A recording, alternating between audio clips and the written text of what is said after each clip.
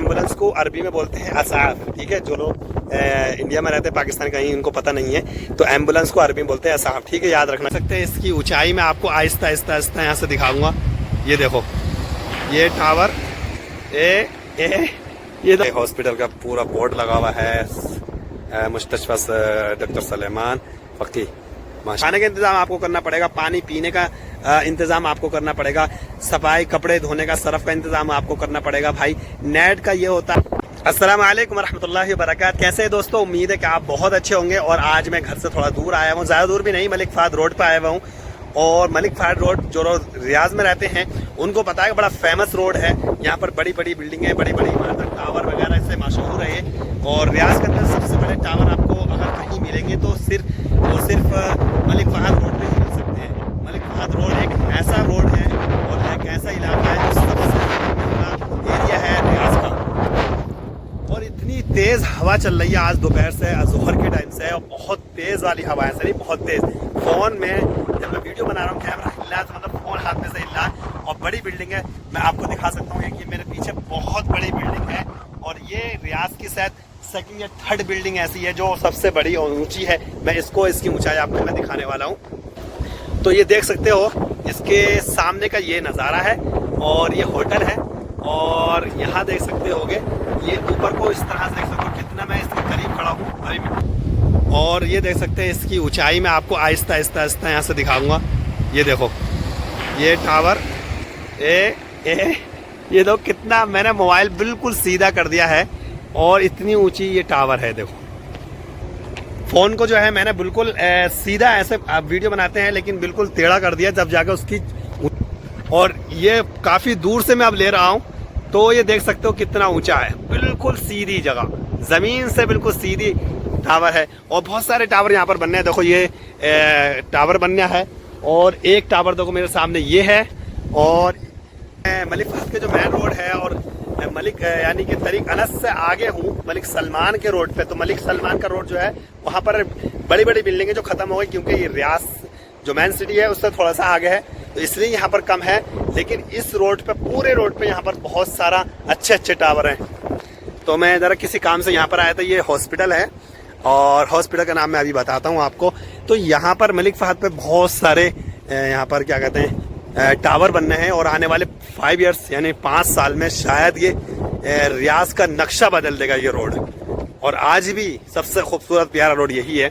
तो मैं आपको दिखा सकता हूँ, यहाँ पर देखो, ये हॉस्पिटल का नाम है डॉक्टर सलेमान फ़की हॉस्पिटल है। डॉक्टर सलेमान के नाम से ये हॉस्पिटल है।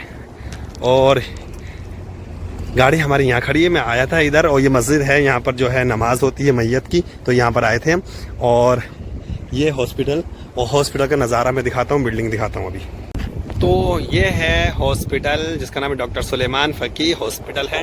और ये भी बहुत प्यारी बिल्डिंग है। वॉइस में दिक्कत होगी क्योंकि हवा चल रही है, इसलिए वॉइस रिकॉर्ड में प्रॉब्लम होगी, आपको शायद क्लीन ना आती हो वॉइस। और यहाँ पर देख सकते हो, ये हॉस्पिटल का नाम मैं और दिखाता हूँ। वो बड़ी क्लीन यहाँ पर सफाई हो रखी है, यहाँ पर पेड़ पौधे यहाँ पर। और ये फॉरेस्ट शायद अभी चालू नहीं है या चालू है, ख़राब है। ये हॉस्पिटल का पूरा बोर्ड लगा हुआ है, मुस्तशफा डॉक्टर सलेमान फ़की। माशाल्लाह से बहुत प्यारा है। यहाँ पर क्लीनिंग चल रही है, सब इंडियन है ये काम करने वाले वर्कर। और उस साइड में देखो, ये सारी बिल्डिंग बन रही है, ये सामने बिल्डिंग बन रही है। तो सब ये मलिक फहद रोड ही है। वो ये सामने दिख रहा है मलिक फहद रोड है। तो यहाँ पर सिर्फ बिल्डिंग है। आपको यहाँ पर क्रेन जो लगी हुई है, जितनी क्रेन है समझ लो इतनी बिल्डिंगें बन रही हैं यहाँ पर। और ये हॉस्पिटल का पार्किंग एरिया है नीचे को। और ये यहाँ पर पेड़ पौधे लगे हुए हैं, बहुत प्यारा नज़ारा है। घास लगी हुई है बड़ी अच्छी, और ये बड़ा नेचुरल है आर्टिफिशियल, मतलब चाइनीज़ वाली नहीं है, नेचुरल है। तो ये यहाँ पर माशाल्लाह से बहुत प्यारा देखो नज़ारा है यार, क्या खूबसूरती है। सफाई देखो, क्लीनिंग देखो, आदमी यहाँ बैठ सकता है, बैठ के बात कर सकता है। तो मैं अभी यहीं बात करूँगा आपसे। ये देखो बिल्डिंग है, मैं आपको बिल्डिंग तो सारी बिल्डिंगें बन रही हैं यहाँ पर। वो काम चल रहा है, वो बिल्डिंग ऊपर जाएगी। और इस साइड में वो काम चल रहा है, वो बिल्डिंग ऊपर जाएगी। उधर बिल्डिंगें सारी ऊपर जाएंगी, सब बिल्डिंगें एक से एक ऊपर है। तो भाई बड़ा नज़ारा है। तो मैंने कहा यहीं बैठ जाओ यार, घास पे बड़ा नेचुरल। यहाँ पर कहाँ मिलती हैं ऐसी चीज़ें, ऐसी नेचुरल चीज़ें हालांकि मिलती हैं, ऐसा नहीं है, लेकिन घास बड़ी प्यारी है, ठंडी है और बड़ा खूबसूरत मज़ा आ रहा है। बहुत सारे लोगों का होता है जो सऊदी आने वाले हैं या वीज़ा लगवाने वाले या सोच रहे हैं। तो कल मैंने काफ़ी कमेंट कल पढ़े हैं लोगों के, उन्होंने ये सोचा कि भाई वहाँ पर हम हाउस ड्राइवर या फैमिली ड्राइवर के में जा रहे हैं तो क्या पानी हमें ख़रीदना पड़ता है या खाना खरीदना पड़ता है, या कफील देता है, पानी कफील देता है, खरीदना पड़ता है। क्योंकि यहाँ पानी निकलता नहीं अपनी इंडिया की तरह। यहाँ पर पानी आप नल से, जैसे कि नल वहाँ पर आपने बोरिंग कराया और पानी निकल आया, यहाँ पर पानी नहीं होता। यहाँ पर पानी मोली आता है या गवर्नमेंट के पाइपलाइन से आता है, या फिर आप खुद अपना टैंकर अपनी गाड़ी से टैंकर डलवाओ, वो पानी मिलता है।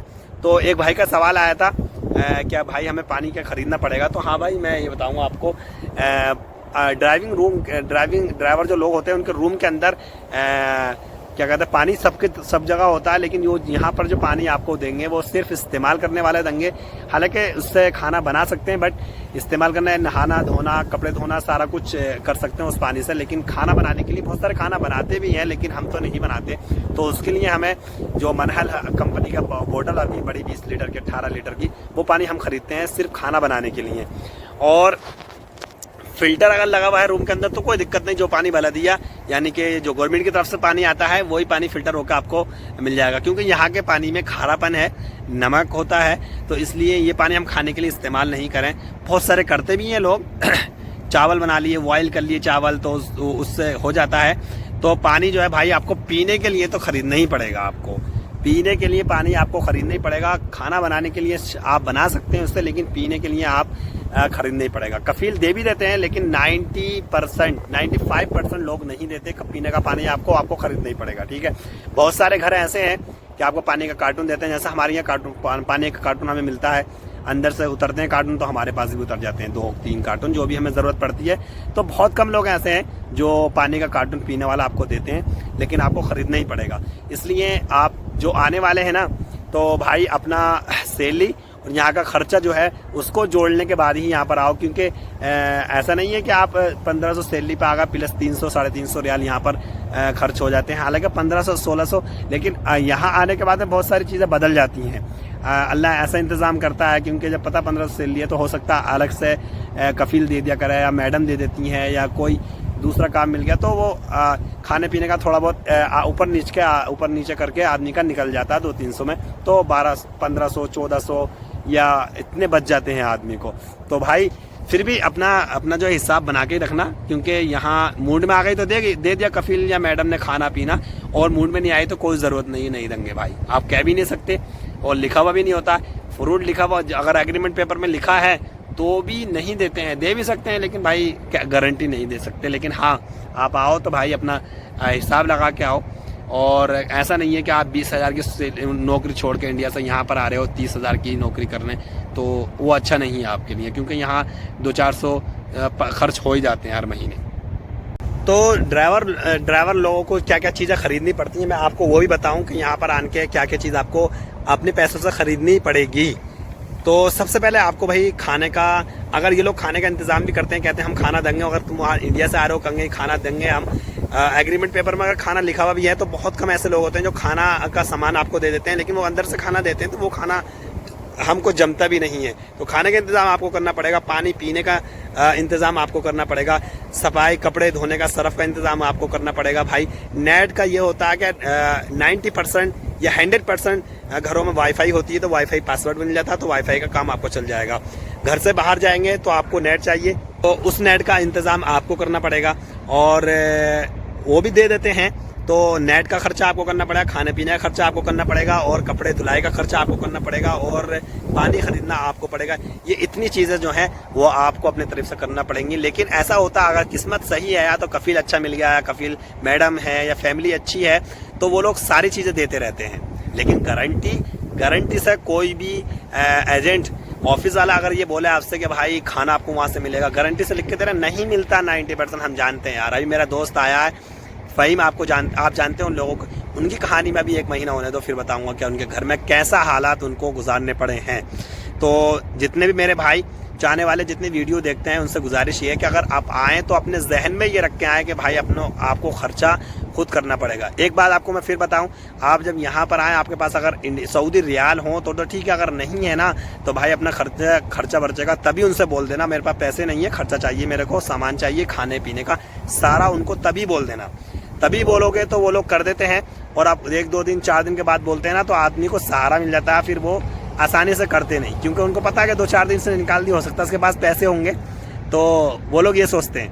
तो इसलिए जिस दिन आओ फर्स्ट डे रूम के अंदर जो चीज़ की कमी हो फ़ौरन बोलो उसको। तो नए कहते हैं नई दुल्हन तो सबको अच्छी लगती है, तो वो वाला हाल है। तो आई हो कि थोड़े सवालों का जवाब, बहुत सारे कमेंट आते हैं, इंशाल्लाह कमेंट का लोगों का जवाब, सवाल आते हैं वो भी जवाब देने की कोशिश करते हैं। तो यार ये नज़ारा है भाई, एक बार और दिखा देता हूँ। तो भाई एक बार और दिखा देता हूँ, ये है नज़ारा, खूबसूरत एरिया है। और ये बस यहाँ पर बिल्डिंग बन रही है ना, तो ये जो पार्किंग हॉस्पिटल की सारी, वहाँ से लेकर उस बिल्डिंग से लेकर के वहाँ तक पार्किंग है हॉस्पिटल की। और ये हॉस्पिटल के बैक साइड में जितनी भी घास लगी हुई है, भाई इंडियन होंगे शायद और ये बात कर रहे हैं, करने दो, इनको डिस्टर्ब नहीं करना। और माशाल्लाह बहुत बढ़िया, देखो ये कितना खूबसूरत इसको बनाया। आप सफाई देखो रोड पे कितनी सफाई। हालांकि ये हॉस्पिटल वाले चलो सफाई कराते होंगे, लेकिन ये तो रोड है ना, वो अभी कितना सफा है देखो। तो ये देखो मैंने आपको बताया ना यहाँ हॉस्पिटल है, तो ये सारी एम्बुलेंस खड़ी हैं, आप पढ़ सकते हैं। ये एम्बुलेंस को अरबी में बोलते हैं असाफ, ठीक है। जो लोग इंडिया में रहते हैं, पाकिस्तान कहीं उनको पता नहीं है, तो एम्बुलेंस को अरबी में बोलते हैं असाफ, ठीक है। याद रखना, कभी भी ज़रूरत पड़े तो असाफ यहाँ पे बोलते हैं, इस अरबी में लिखा हुआ असाफ और इंग्लिश में एम्बुलेंस। तो ये मेडिकल, ये की सारी गाड़ियाँ हैं, सब वहाँ तक गाड़ियाँ लगी हुई हैं, उधर अंदर भी गाड़ियाँ लगी हुई हैं। तो बड़ा अस्पताल है, देखो ये अस्पताल की बिल्डिंग है, वो बिल्डिंग है। देखो इतनी दूर से भी कैमरे को सीधा करना पड़ रहा आसमान की तरफ। तो माशाल्लाह नाइस, बहुत बढ़िया। तो भाई हमने आपको बताया आज की व्लॉग में जो बताया आई हो, आपको कुछ ना कुछ सीखने को ज़रूर मिला होगा। तो उम्मीद है कि आप इंशाल्लाह आप आइए, आप अगर आने वाले हैं तो आइए और हमारे वीडियो को लाइक कीजिए, शेयर करिए प्लीज़। अगर आप नए हैं ना तो प्लीज़ सब्सक्राइब वाला बटन ज़रूर दबाएं। सब्सक्राइब करेंगे तो आगे की वीडियो आप तक ज़रूर पहुंचेगी इंशाल्लाह। अब तब तक अपनी फैमिली का ख्याल रखिए। अस्सलाम वालेकुम रहमतुल्लाहि व बरकातहू।